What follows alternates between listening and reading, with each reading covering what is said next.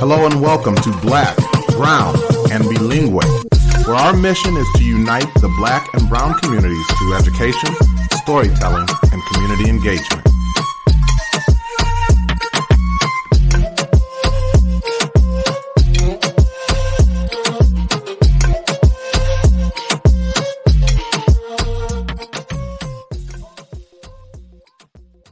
The vision of Black, Brown, and Bilingue is to be part of creating a world in which Black and Brown identities are affirmed, bilingualism and biculturalism are nurtured, and equity is the driving force behind all that we do.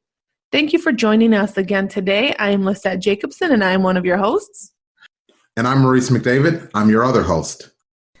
We are just ecstatic to have Dr. Harlene Ricks Shipley with us today. This is surreal, and I can't even get the words out clearly, but this is surreal because she is my former middle school principal at Jack Benny Middle School in Waukegan, Illinois, home of the 39ers. Yeah, there you go. Yeah. Dr. Shipley was born and raised in Waukegan. She attended Whittier Elementary, Daniel Webster Junior High, and graduated from Waukegan High School. Mm-hmm. She then attended Western Illinois University in Macomb, Illinois. She currently serves on the Waukegan Historic Preservation Commission and the College of Lake County Education Department Advisory Board in Grays Lake. She recently served on the Promotion Retention Committee and Discipline Committee in Waukegan, Community School District 60. And she was also a member of the Lake County, Illinois 2018-2019 Juneteenth celebration planning committees. Dr. Shipley is a member of Lake County Democratic Women, Mothers Against Wrongful Conviction, and the National Urban League and Black Lives Matter National. So there's so much more as part of your bio, but I don't want to give too much away because it is just impressive. Well, absolutely impressive. Welcome to Black, Brown, and Bilingue. Thanks for having me. I've lived a long time, so yeah, I'm still in those years. Yes, ma'am. Thanks for having me. So, Dr. Shipley, again, we are very excited to have you on today. I know that Lissette has started us off by telling us a little bit of your background, but just tell us a little bit more about yourself. Maybe what can you tell us about Dr. Shipley that we won't find in a bio? That you won't find in a bio. Well, when you were talking about earlier that I went to the schools in this area, that's very much the truth. But as early as fourth grade, I wanted to be a teacher. I wanted to be in education. According to my fourth grade teacher, I was helping her help those who were struggling. So you probably wouldn't find that in a bio. You probably wouldn't find that I have really wanted to stay in this area and help and support where I've lived. I've had opportunities to go all across the country, but there's something about being born and raised here in Waukegan, addressing the issues, the struggles, the concerns that has always appealed to me. And I don't know if you would find that in the bio as well. So other than that, I'm a lifelong bulldog. I believe in our community. I believe in what it has to offer. I'm a product of it myself. I've been successful, been able to raise children, have grandchildren, and I want that for everyone else who is in District 60. Bottom line. Beautiful. Yeah. So I've got to say that I immediately connect to that. Up until this year, this is my first year working outside of the district that I was born and raised in. Okay. And so what I have found myself needing to do, I've started a non-for-profit in my community because I still want to be able to, even though I'm working and serving another community, which I love, I still, there's something about home because I still live here and want to serve here. So I definitely understand that. Thank you so much for sharing. Never lose that connection. Yeah. And, as I was reading your bio, I didn't know that you born and raised in Waukegan. Can you speak to what was Waukegan like then? Because when we moved from the city to Waukegan, and then when I graduated, it just, the demographics changed completely. Yes. But what was Waukegan like for you growing up? And then could you even go into was there a particular person who nudged you into education? Can you expand on why you always wanted to be a teacher? Okay. When I was in elementary school, I went to Whittier, which is in the center part of town. Okay. the middle of town. The schools to the north we were segregated at that time, right? So the schools to the north were reserved for white students and the schools to the south for black and brown, okay? It wasn't until my 5th grade year and ultimately when we returned to school in 6th grade, back then, it was K through 6 in the elementary school. So 6th grade was my first year of going to a school that was integrated. All right. So we went through those issues. We went through those problems. We went through the civil rights movement. As a matter of fact, the document that proved that de facto segregation existed in Waukegan was written in my parents' basement. It was a complete community effort. OK, it's powerful stuff. It's powerful living through it. OK, so when we went to school as 6th graders, it was a culture shock. Even though our school still was, we did have black, brown, and white, it wasn't the same because obviously busing had occurred, right? And I remember the first day of 6th grade as though it was yesterday. And I remember all of our white friends were standing there with us, and we didn't realize they were white until there were a surrounding group of white students there, right? They were just our friends. And our white friends looked at us and said, wow, look at all these white people. And we said, yeah, okay. And because it was just different. Okay, a very rough year. I know the adults realize that when you go through integration, it doesn't just affect the adult community, it affects those students who have to go through it. A few months into school, we told our white friends, don't be our friends anymore. We understand you still like us, but people spitting on you and hitting on you and calling you in-lover and all this kind of stuff, we just can't handle it. Remember, we're only 6th grade. We said, we understand that you have to go over and be with some of those kids because your day at recess is so bad. Okay, so those are the memories that I remember. And that's why I fight for all kids. That's why I say it's important that in the school district, you have to provide for everyone. Okay, because everyone is there. Everyone comes with a background. Everyone comes with a story. Okay, so we go to middle school. Middle school is a little better, but we're still working out those kinks. Or I should say the adults are working out the kinks, right? And we're just trying to go to school. My freshman year, there were race riots. The schools were shut down for 3 days, okay? There was violence, there was blood in the schools or whatever, still trying to work through the efforts of civil rights. Okay, obviously the years got better. Obviously, there were people who were always a part of the cause. Obviously, like I always tell people, in the civil rights effort always had white people, always had kindred spirits. It's just not about black or brown or color. So we were able to work through that. But now we have, over the years, we have a different community now. When I was in school, it was mostly white, Puerto Rican, and blacks. Okay, so our demographics have changed over the years. So what I try to say is, remember now, all blacks aren't the same, all whites aren't the same, and all of our Latino Hispanic families aren't the same, okay? So I learned that if I didn't know it because I had been taught it, I learned it because I lived it, okay? So I'm glad that has become part of my DNA. And as far as teachers, there were teachers along the way that helped me. I remember my teachers now. I saw that as a question. Kindergarten, I had Miss Lambie. 1st grade, Miss Shelton, Miss Daniels, Miss Presley, Miss Frederick, Miss Baldwin, Mr. Gilroy. Those were my elementary teachers. I am who I am because I've always had an opinion.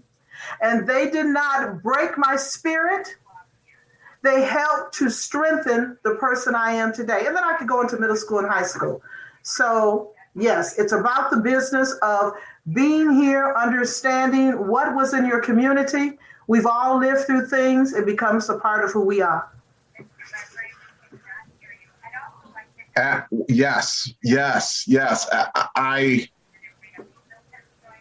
So again, Dr. Shipley, I used to teach American history. Yes.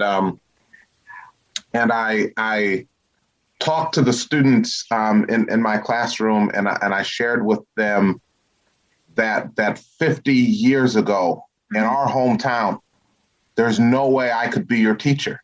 Oh, for sure. You know, and so I think it affirms that to hear some of that story. Now, I think one of the things that happens sometimes with Black history is that we tend to, as we sit here in recording this in February and honoring Black History Month, I think one of the things that happens is we tend to focus on that story of the struggle. But can I ask you, as a fellow Black educator, what were some of those joys of being a Black educator? What are some of those moments that you can think, I'm glad today that I'm a Black educator? Okay. Some of the joys obviously are helping others rise to their potential, recognize what we can be, being an example of what could happen if you apply yourself, if you're committed, if that. Some of my greatest moments is when I walk into, for example, elementary schools, and the little Black and brown kids, they run up to and they say, they hug because they see somebody who looks like them, okay?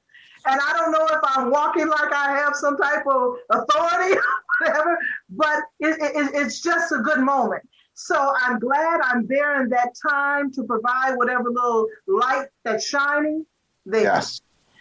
I've been glad to be a Black educator when I'm talking to people who don't look like me, who have questions and concerns and comments. I'm the kind of person, if you don't know the answer, there's no wrong question.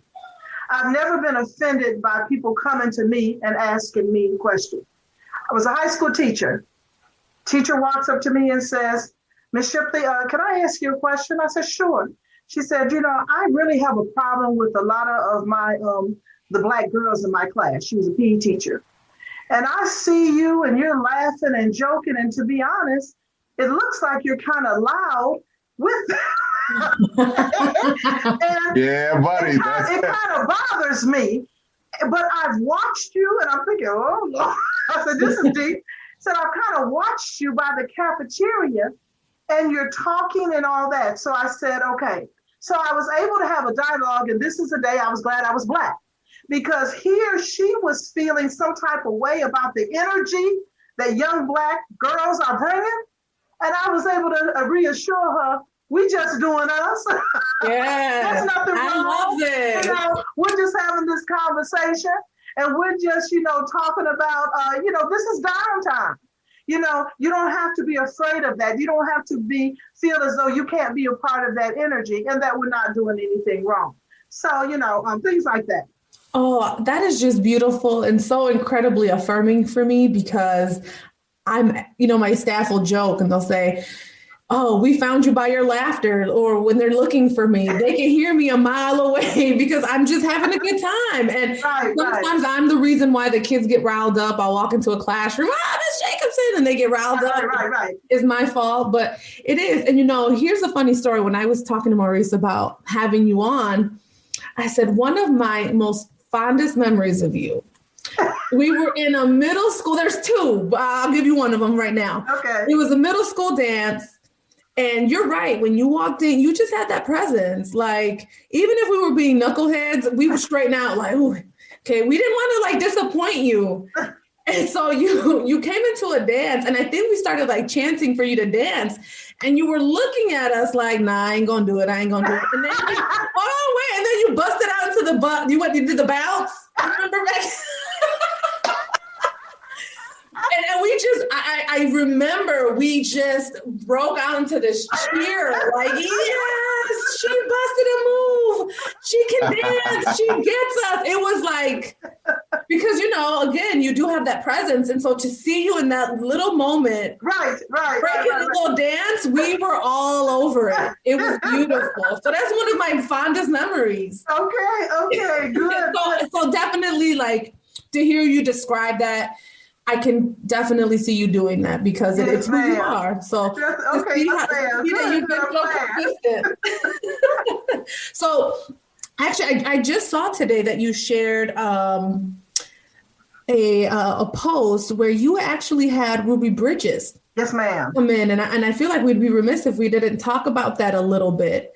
Because like Maurice pointed out earlier, when we talk about Black history, we don't necessarily talk about some of the joys, or we tend to think of it as like such a long time ago. Right. But just when I saw those pictures, I'm like, man, this is very current in the grand scheme of things. This is recent. Yes. So can you speak to that experience a little bit for us? Well, the Ruby Bridges Foundation, they contacted me because they had heard some of the things that I was doing by Hewitt Associates, okay? Having the time to read program and different things like that. So Miss Bridges had a program where she had pen pals, and she had schools that were in predominantly white areas and then other schools that were in more diverse areas. So she wanted to choose Jack Benny Middle School. Okay, so she chose us. And the students actually were pen pals. It was 6th grade students for about 3 or 4 months. And they connected and they wrote and they read her book and heard her story about her integrating, the Louisiana schools and just all of that, and got a chance to go through some of those conversations in their classrooms through their letters, okay? And then ultimately they met. So when I spoke to Miss Bridges, she said, I always want to go to the schools that the majority of the students of color are at, because oftentimes they don't get to have this highlight, or they don't get to feel as though they're special. So I tried to do that. So we visited Caruso Middle School in Deerfield. And I remember one of the students got there, their school, and I think someone mentioned on their comments that they saw the difference and the disparity. They were like, oh my goodness, Ms. Shipley, this is like a college or something off of TV. And they were saying like, be careful, don't touch anything. These are my kids. And it was heartbreaking because they're just as good as anyone else. Okay. So they were like, look at their lockers. And sure enough, they had lockers like the size, they were over like 6 feet tall. And okay, just the, aesthetics of the building. Okay. So we spent a day there. Then we got back to school and we had to kind of process this because it was a different experience for a lot of my students. It was heartbreaking for some of them to say, well, when they come here, they're not going to go around our school, are they? And, Jack Benny is one of the newer schools in Waukegan. But because there were kids who were concerned that our school didn't look as good as theirs, that it was going to be something of a negative experience. And I said, well, actually, we're going into the gym. Miss Bridges is going to be there, and then we're going to have lunch, and then that type of thing. So they all told me what to have for lunch that day. So I actually had to meet with the superintendent. I said, okay, this is what the kids want to have. And it was a fantastic day. They got a chance to sit next to their pen pals. Of course, Ruby Bridges was there and whatever. And it was funny because a lot of the Caruso students came back and said, when they were leaving out, they kept saying, your food is better than ours. So my kids were so excited. So I was glad they were able to add to the experience. So you're right. We think of civil rights or we think of social justice as being a long time ago, but it's actually, we're living it every day. We're living it every day in all of our walks of life. And we all have to remember that we have to do our best to make a positive mark on it as we move forward, because these stories I'm telling now are only a few years old. Yeah, that definitely is what's standing out to me. Like to see you and, thinking of my own educational experience and to know that you went to segregated schools, like that just hits home. It makes it real. Like we always read about it, but it's just that constant reminder. Right. And I remember, when we were growing up in Waukegan, we knew that Black people knew that they couldn't ride north of Sunset. Mm-hmm. So we could ride up to Sunset and we would turn our bikes around and come back further south. And, this has only been a few years. I remember how the Black and brown community, when I became principal of Jack Benny, they were just overwhelmed in tears because I was the first administrator of color to be north of Sunset. Yes, and that's where my parents live. That we're right north of Sunset. Yeah. And like I said, but it hasn't been that long ago. It's been 20 years. So yeah. So civil rights is just around the corner, and we're living it just now as we speak. I think that is I think that's an incredibly powerful thought, right? Is that the civil rights movement has not ended. We are still moving, and it's an ongoing journey. Yes, yeah. I was thinking about the idea that yesterday the state of Illinois passed through the culturally responsive teaching and leading standards. And so I was fortunate enough to be able to be a part of writing those through the Diverse and Learner Ready Teacher Network. And that was a humble brag. That was a humble brag. I promise you. I was going to put you on, but you didn't even let me get to it. I just wanted to throw it out there. But I say that because part of the conversations we've had surrounding that is that it's an ongoing journey. Now, here's the other part. We started writing those in 2018. Had we tried to pass them in 2019, I think there would not have been as much, much to do about it. Right. But because of the year we've had in 2020, I think it put everything in perspective. So now I'm saying all of that, Dr. Shipley, to say, okay, I'm listening to you speak. And we know that you have made a decision to run for school board and to serve your community. What is it going to mean to be a person of color running for school board in a community that has this history of divisiveness? It has a history of change. It has a history of again, 20 years ago, you becoming the very first. We're still making history where there's still first Black people to do something 20 years ago. Right. And I'll say that because I believe I'm the first Black principal in my district. Right. And so what is it going to, what inspired you to run for school board? What is that going to look like and mean in a post-2020 culture in which we're living? Right. That's a good question. Very good question. Well, first of all, I want to say that I've been following the writing of the culturally responsive standards for as long as you've been writing. I've been looking for them, and finally with the passing, I'm saying now we're finally getting on track. We're finally where we need to be, because it's about that business in 2021. Well, I'm running for the school board again because I think that what I bring to it is that I realize that you have to plan for everyone, and that the school board, that is their job and that's their responsibility. And sometimes we have people who are left out of the planning, or we think that they can wait, or we think that their turn will come around. And I've never believed that when it comes to students. And I think that some of that is missing on the school board. So as we look in post George Floyd, and I say that because imagine someone like me thinking, wow, look how the world is finally getting it after George Floyd, when we got it years ago.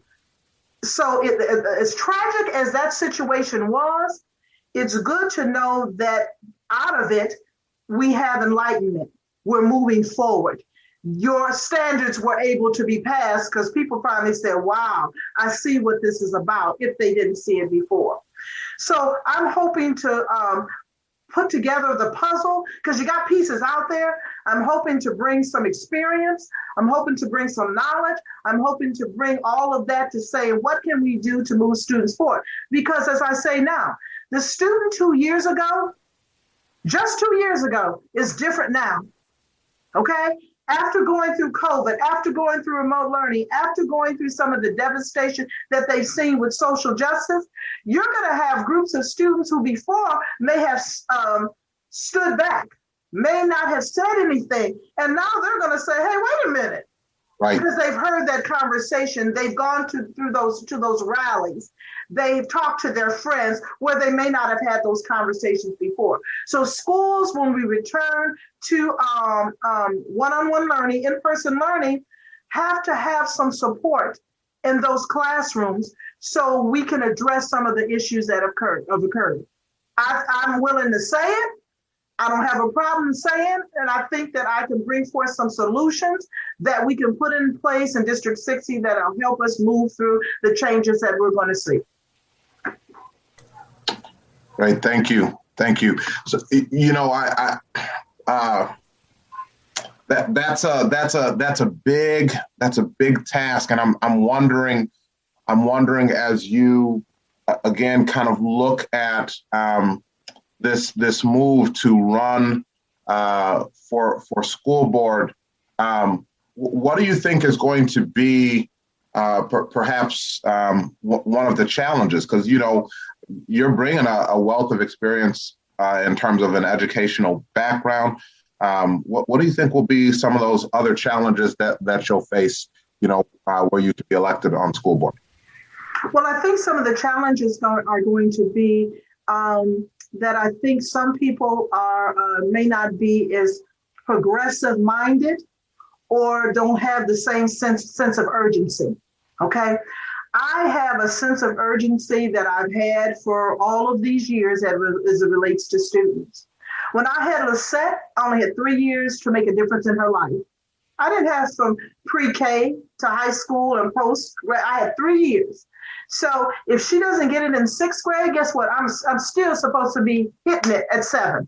If she doesn't get it in 7, I'm still supposed to be hitting it at 8. So that when I see her as a 9th grade, I say, okay, so I did my work. See, if I don't do my work in 7th grade, that means 8th grade has to catch up. That means that if her time in life to get it is in 9th grade, she's behind the 8th ball, right? Because none of us can see in a crystal ball.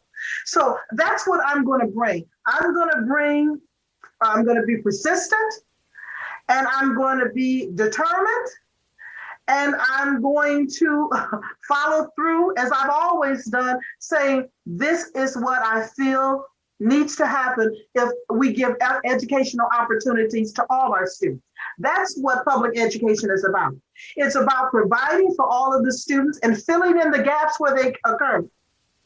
I think we have some people on the school board are saying, okay, it used to be 17% of our kids are learning. Now it's 20. Okay, now it's 22. Well, that's never been my mentality. I've always been the one, if 599 of my students ate lunch and one didn't, I wanted to know why the system didn't work for that one. I'm glad 599 ate. Don't get me wrong. That's good. Well, why wasn't that one child able to manipulate or go through the system? Why wasn't it where he could eat as well? She could eat as well. Okay, that's what I think public education is about. That's what I think is missing on this Board of Education, that their timeline or their sense of urgency is lacking. Yeah, I agree. And being a product of Waukegan Public Schools, while I feel extremely blessed to have had some of the educators that I've had, we are aware of some of its downfalls or shortcomings because we see the inequities. We see, like you said, the percentages aren't the greatest, but I can definitely attest as a student that you walk the walk and talk the talk, for lack of a better word. I want to share another thing that I remember about you.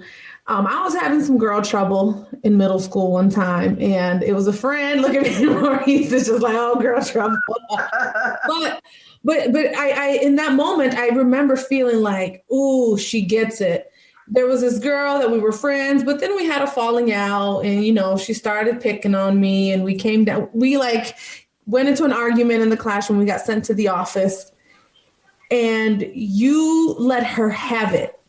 But you let her have it in a way that was very maternal, and it reached both of us. We both kind of stood there like, oh, we messed up. Like, why are we even fighting? It was like, and then I started to cry, and you were looking at her, you were pointing your finger, and you were like, you do not do this. But it wasn't like, punitive. You were really letting us have it, but we needed it. And it was so maternal, and it broke through to us. And at that moment, I remember thinking like, whew, thank goodness she handled this, because I was getting to the point where it could have gotten physical. So I definitely can see you as someone who will stick up for the one, that if the system didn't work for the one, you will definitely go to bat for them. I can tell that it's in your spirit. It's just who you are. I'm very opinionated too. And I think that I have had some really, really good examples. Now, as principals, Maurice and I, we always have to, enforce the policies at the building level.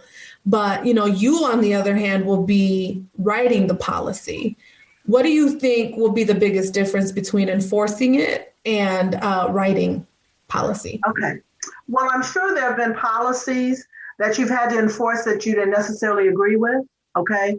And you said, I wish it was this way and I wish it was that. And then, you can pass it along to your supervisor or whatever, the hierarchy is. As a board member, I'm hoping to be more inclusive. I've been looking at some of the policies and I see where there's gaps. We need to update them. Some of it is as simple as terminology. Okay. Once again, being more inclusive. So I see the biggest difference is, in my mind's eye, I always think of a person, a student. I've always been able to do this. And I say, will this policy support that student? Right? And I'm going to continue that if I'm fortunate to get on the Board of Education. I know enough students, former students, I know enough parents and grandparents in the community that I can sit down to a policy and say, ooh, this is not helpful. This is not helpful for this group of students.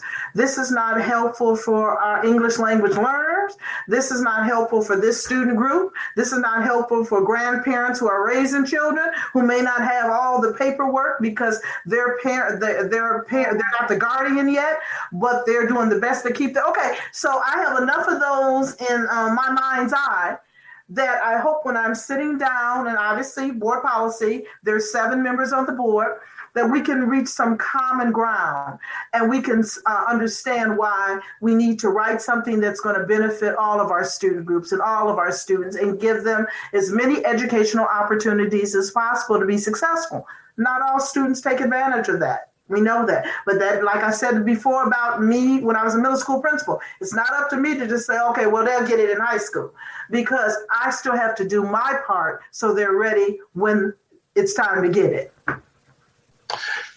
So I know that Waukegan has definitely become a very diverse community. And obviously this is Black, Brown, and bilingual. And one of our goals as a podcast and partnership is to really look at bridging that gap that has historically existed between the Black and Brown communities. Yes. Can you talk a little bit about, what that has looked like in your previous experience and maybe some ways in which you could address that, from a board perspective? Okay. We were just talking about policy, and we know that until the least of us, are learning and being successful, that your whole district is going to struggle. And you're absolutely right. I think in some of the cases, the Black community has gone through different events that the Brown community is just now going through. We should be learning from one another and supporting one another. We don't have to be pitted against each other. For example, if there are bilingual dollars because there's a bilingual grant, of course you want those dollars to go to the students that it's supporting. But that doesn't mean that initiative doesn't have to go, they should go to non-bilingual students as well, right? So you want to have a district, you want to have a policy policies that foster that, right? So that the parents are feeling there's a pull and tug. When we're looking at dual language classrooms, initially when they were introduced, our bilingual parents thought that they were going to lose out. Their kids were going to lose out on services instead of the dollars being put forth to enhance the environment and creating bilingual students out of students who did not speak a second language. So it's about not only talking it, but you have to have that policy on paper. You have to have someone driving that and being upfront about it. If you're sitting back and you're letting all of that foster without addressing it, then you're going to have problems. So I've seen that. Once again, I've seen the demographics of Waukegan change, but I've also seen how you can bridge the gap if you talk and you explain and you say, this is what we're going to do. This is how it's going to help your child, but it's also going to help others, and we can all help one another if we're talking about increasing educational opportunities and improving academic achievement. Okay? All right. So then, Dr. Shipley, how can folks go out and vote? And can you give us just some details on the upcoming election for school board? Okay. This election cycle, in the school board, there are 7 members of the actual school board. 4 seats are up. 9 people are running. Okay. Early voting begins March 12th. All right. And then the actual election day is April 6th. So you need to go out as soon as possible and apply for your mail-in ballots, because they're available now. You can go online at the Lake County Courthouse and receive your mail-in ballot if that's how you plan to, vote. The 12th starts early voting, and that's just at the Lake County Courthouse. On the 22nd, other early voting sites will open up. So if you go to the Lake County Courthouse, the website, you can get that information. And it's at, www.voteearly.info. Okay, you can go to that website and get all of the information regarding the upcoming April 6th election. Thank you so much for even being willing to serve. I don't know if people always recognize, but the school board is not a paid position. Right. And listen, I know because my wife actually is in her 3rd years on the school board. She'll begin her 3rd year in April of a 4-year term here in DeKalb. She was the president her first year and currently a secretary. And that's why I had to get up out the district, because I said, my wife can't be my boss at home and at work. That's doing way too much. That's too much. That's too much. She can be my boss one place or the other. We can't. So, so I do appreciate the service, because I think, again, a lot of folk want to talk the talk. They want to talk about how I want to change the community, but this is an opportunity to local elections is an opportunity to literally get involved and begin to do those things. Yeah, I did have one. I was just thinking about this again. I wanted to kind of go back to you as a retired educator, principal, classroom teacher, now continuing to be a volunteer and involved. One of the efforts of ISB has been to diversify the classroom. So if we are able to get some listeners, some young Black and Latino people who are trying to figure out, what do I want to do with my life? What's one reason why they should be an educator? What's one reason why they should get involved in education, whether a school psych, school social worker, classroom teacher? What would your answer be if they came and asked, hey, I'm thinking about this, but I'm not sure? Because you have the opportunity on a daily basis to positively influence, mold, shape, encourage lives on a daily basis. It's not something when you're in other professions, you may not see the benefit. You may not reap the benefit or know if, you may have to look at statistical data. But even if you have a student for 5 minutes passing in the hallway and you say, okay, you need to move to, stay to the right, and that student does that, that's influence. It may be on the base of the smallest level. It may be basic in nature, but you have the opportunity to do that over and over. I didn't know I have influenced Lissette. Years later, She says, I remember. That's why it's important that we get in school. That she says it's okay for me to be, because I had like one of the loudest laughs. I was in the grocery store and somebody came over and said, Harlene, is that you? I thought, what? I was like, and I had a mask on and everything. I need to tone it down. Okay. But isn't that a good thing that she can come back years later and say, this made me feel better now? And you have that all the time. So you're doing that on a daily basis. And as a person of color, because that's what we're talking about, you know how other people who look like you have influenced you. So if you're looking for something to do that is going to reap benefits every day, go into education. It makes a difference. Yes, it does. It definitely does. Thank you so much for being with us today. It is customary for us to ask our interviewees to leave us with like one final thought. So what is one thing that you would love for our listeners to walk away with today? I would like you to walk away with the voting process is an important one. Politics is local. It's one thing to want things done on the national level, but it starts in your own hometown. So whoever you choose to support, make sure you're involved, make sure you know the issues, make sure you know how voting one way or another is going to influence you, yours, those that you love.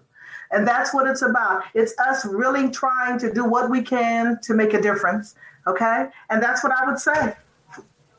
Plain and simple. Perfect.